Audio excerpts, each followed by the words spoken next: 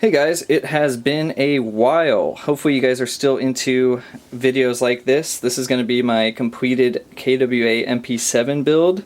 The last thing that I've put on this has been the sling setup. This is my Viking Tactics wide padded sling. You guys have seen this before on my Mark 18 builds, and it's the sling that I use for my AR-15 right now. So I set it up so that I could use it on both my AR-15 and this BB gun here. Take this off and show you what I have. So for right now, this is like the 2-point setup. So to get it to a 1-point setup for the MP7, I got this Viking Tactics 2-to-1. It's kind of this chunk of metal that you slide onto the sling, and it's pretty low profile, so when it's in 2-point mode it doesn't really get in the way or anything. And then you can just put that in there and then attach it to any QD swivel slot that you have anywhere. So there's that. Set the sling off to the side. I'll show you the mount. It's the Viking Tactics low profile sling mount. I have it mounted a little bit further forward than I think most people would have it, mainly because when I shoulder the gun with the stock in this position, you kind of get like a face full of sling. So I mount it a little bit further forward so that the sling kind of hangs down a little bit, and it's not right in front of your face. Moving on, some other modifications. I guess I can start from the back end. This is the Angry Gun 3-position stock. I know a lot of people, they cut these notches into the existing stock they have, but it was cheap enough that I just ordered it a while back and installed it.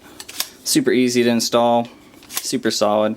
It's a nice material, and this is the position I use, just like the first one out. It's a nice position. It keeps the gun close to your body without feeling too cramped, so I like that a lot. Moving down to the grip section, I stippled this. This was my first time stippling. Ran into a little bit of an issue. There was some like hot glue or something stuck to the grip from the previous owner of this, so it looks a little bit messy there. But overall, I think it looks pretty clean for my first job stippling. Did the back section as well, and the front.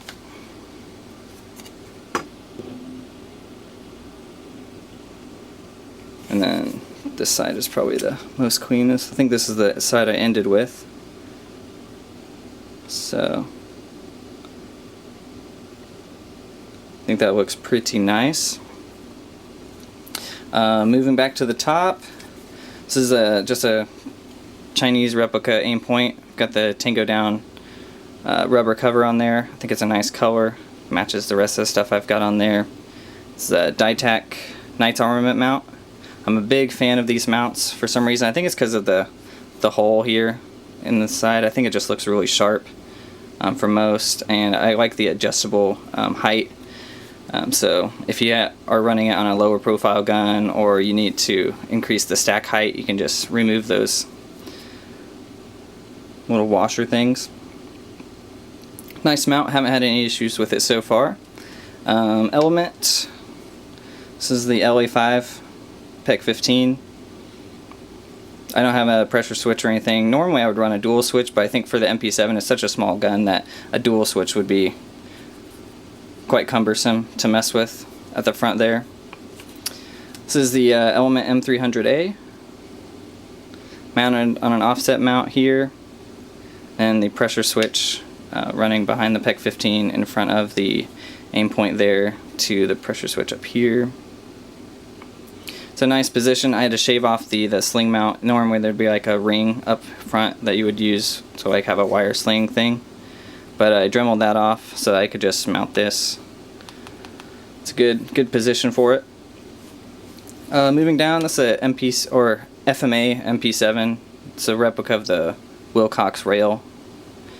Really nice. They made 2 versions. I think their first version, they didn't really pay attention to how the Wilcox rail was made. They probably just rushed it out so that they could get some quick sales for people with MP7s that wanted to run a different grip than the one that comes stock on MP7s.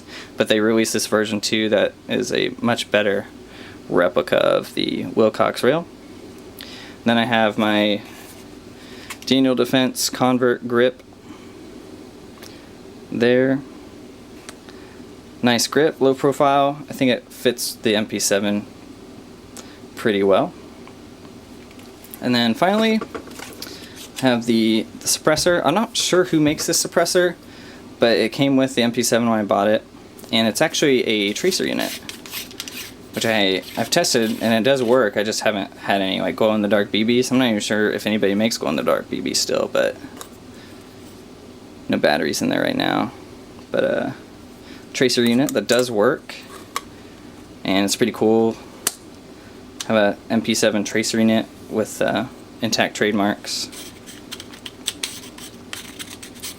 That is also, that functions like the real one. You just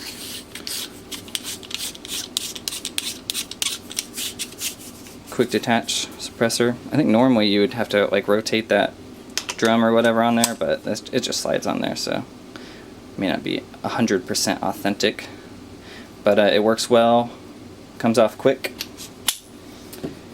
And internally I have the Future Energy.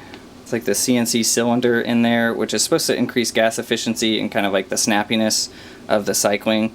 I noticed a small difference, but it's probably negligible. Probably don't really need it, but I think it was cheap enough. I think it was like $17, so I put that in there.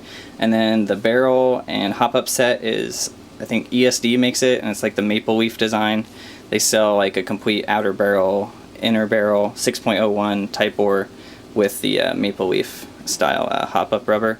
So that's in there as well. I haven't tested the performance or anything, but as far as internals and externals, I'd say this gun is pretty well done. And one of my favorite things about the MP7 is just like how low profile it is. Like your entire gun is like fit in your hand, and then you just add stuff onto it. Like, I know a lot of people, some people use the shorter magazines, but I just use the long ones. And then even when you add stuff, it's still a pretty small gun. Big fan of it. Take this stuff off, and I'll show you my chest rig again. I think I did a video on it already, but